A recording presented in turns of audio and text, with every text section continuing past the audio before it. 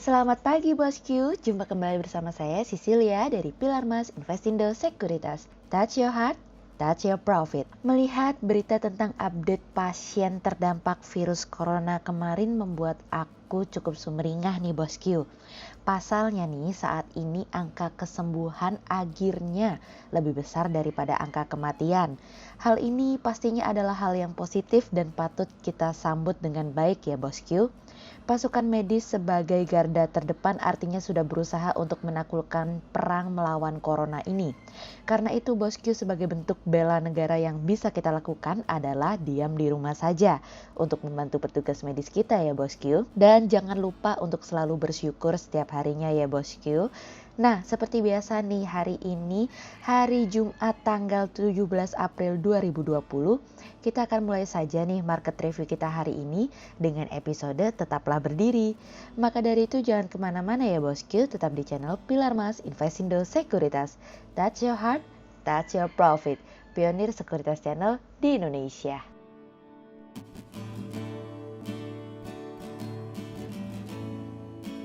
Seperti biasa bosku, kita mulai saja langsung dari Global Economics Calendar. Ada berita dari US Net Long Term TIC Flows yang naik dari sebelumnya 21,8 billion dolar menjadi 49,4 billion dolar.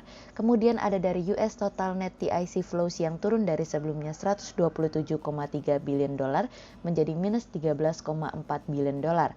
Kemudian ada dari US Housing Starts yang turun dari sebelumnya 1.564K menjadi 1.216K.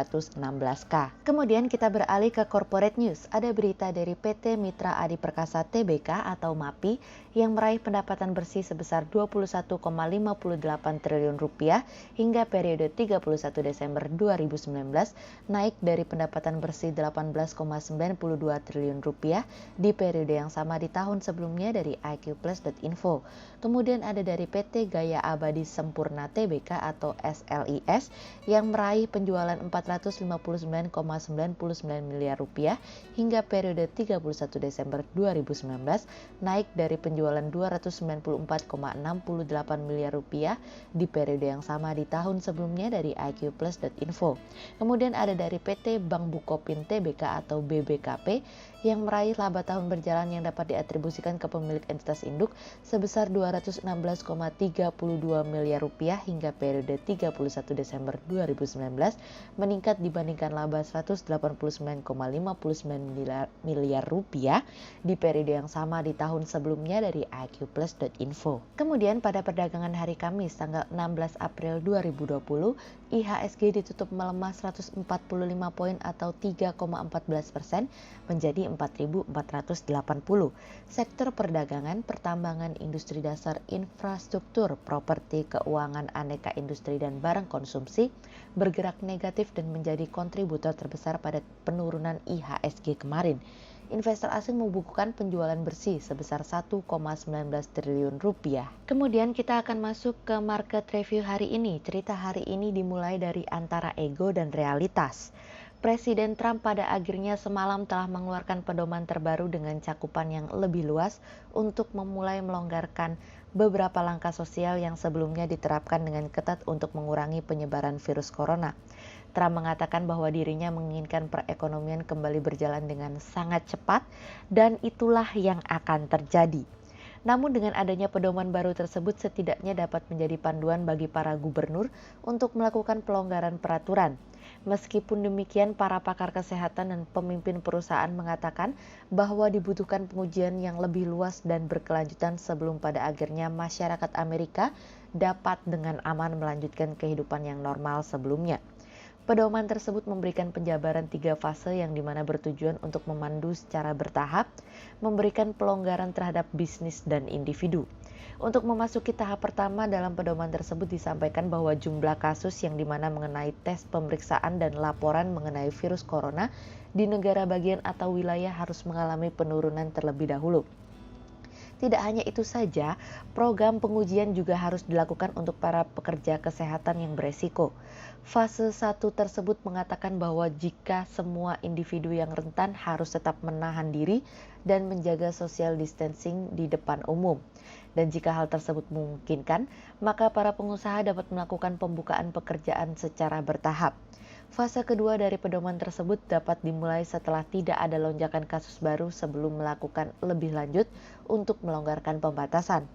Bahkan pada fase yang terakhir dikatakan di sana bahwa apabila ada individu yang beresiko rendah, tetap dipertimbangkan untuk meminimalkan aktivitas.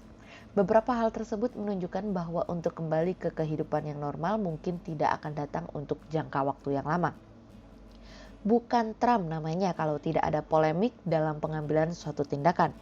Anggota Dewan Demokrat dan Senat mendesak Trump untuk melakukan hal tersebut apabila alat pengujian virus yang telah lebih banyak tersedia sebelum memberikan saran untuk melakukan pembukaan ekonomi. Namun, Trump bersikeras bahwa ekonomi harus dibuka terlebih dahulu. Bahkan yang lebih hebohnya lagi, sebelumnya Trump mengatakan bahwa pembukaan kembali perekonomian merupakan otoritas penuh dirinya. Atas hal tersebut pada akhirnya Dow Jones mengalami kenaikan meskipun tidak banyak. Karena sebelumnya informasi seperti ini hanya memberikan angin sementara, namun tidak selamanya. Sehingga sentimen ini hanya bersifat sementara karena yang paling pahit saja masih akan terus bergilir datang. Kemudian cerita selanjutnya berasal dari sebuah harapan, sebuah penantian. Pandemi COVID-19 yang terjadi di seluruh dunia telah berimbas pada pertumbuhan ekonomi. Semua pemimpin pemerintahan berusaha mencegah pandemik tersebut di mana belum adanya vaksin untuk mengatasi virus corona. Sejauh ini Gilead Sciences terus melakukan penelitian fase ketiga dari vaksin tersebut.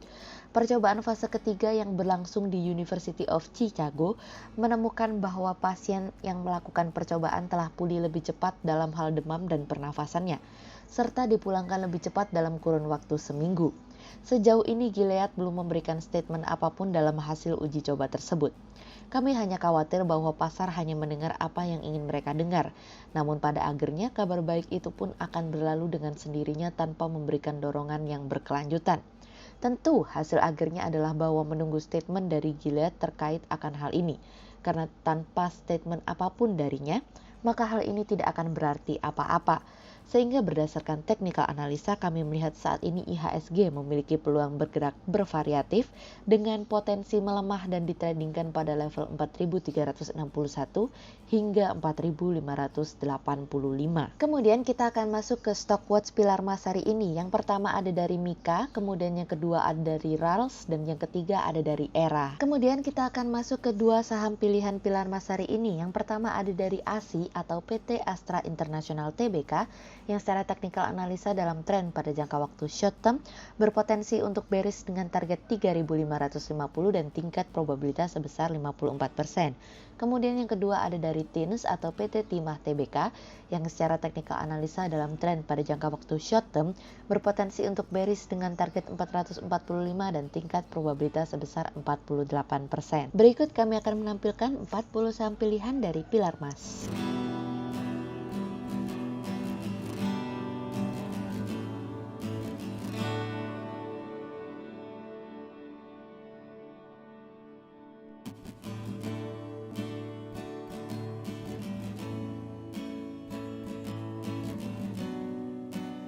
Sekian untuk review market kita kali ini ya bosku. Untuk lebih lengkapnya, bosku bisa mengklik link di bawah video ini atau bisa juga langsung akses ke website kami di www.pilarmas-investindo.co.id. Dan jangan lupa untuk selalu jaga kesehatan buat para bosku ya. Kita akan bertemu lagi untuk market review yang berikutnya. Jadi jangan lupa like, subscribe, dan tonton terus channel Pilar Mas Investindo Sekuritas. Touch your heart, touch your profit. Pionir Sekuritas Channel di Indonesia.